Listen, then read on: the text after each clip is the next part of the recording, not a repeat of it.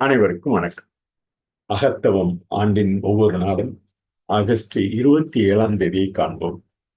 August 27ஆம் தேதி ஒரு சொல்லில் கூற வேண்டுமென்றால் மறைதல் என்று கூறலாம். வாய்மையை விரும்புபவர்கள் தன் ஒப்புருவுடன் வாய்மையை வணங்குகிறார்கள். வாய்மையும் விரும்புபவர்கள் தன் ஒப்புருவுடன் வாய்மையை வணங்குகிறார்கள். முழுமையாக தனி நலனை மறுத்து அருகை நிலைக்கு போவது உண்மையில் சரியான நிலை. மேலும் அனைத்து சமயங்களும் தத்துவங்களும் இந்த உன்னதமான சாதனைக்கு பல உதவிகளாக உள்ளன.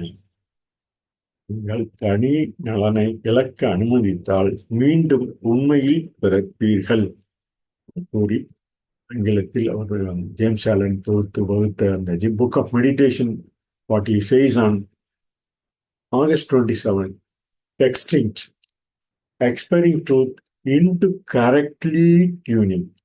Expiring truth into correctly tuning. You can say it in acrostic word in single word.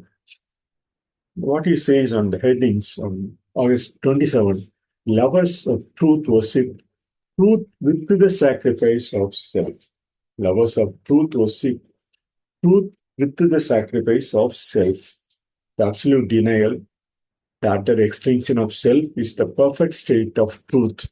And all religions, philosophies are but so many aids to the supreme attainment. As you let self die, you will be reborn in truth. But he says reborn in truth. So expiring truth into correctly turning again to truth. So what he says on that August 27th. Tamil மொழியில் ஒரு சொல்லில் கூற வேண்டும் என்றால் மறைதல்.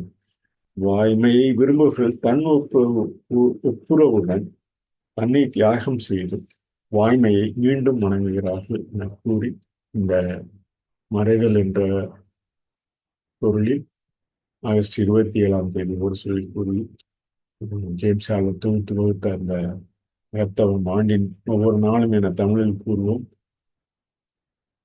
ஆங்கிலத்தில் book of meditation என்ற அந்த நூலில் தொகுத்து வகுத்ததை எங்களிடம் பகிர்ந்து கொண்டோம். இதே போன்று எம்.எஸ். உதயமூர்த்தி, வ.உ.சி. போன்றோர் தொடர்ந்து இவருடைய நூல்களை படித்து அறிந்து பல்வேறு கணக்கான நூல்களை தமிழ் மொழியில் வழங்கி முன்னரே என்பதை ஒரு எடுத்துக்காட்டாக கூறி தங்கள் முன்பு இந்த பதிவை நிறைவு செய்கிறோம். நன்றி, வணக்கம்.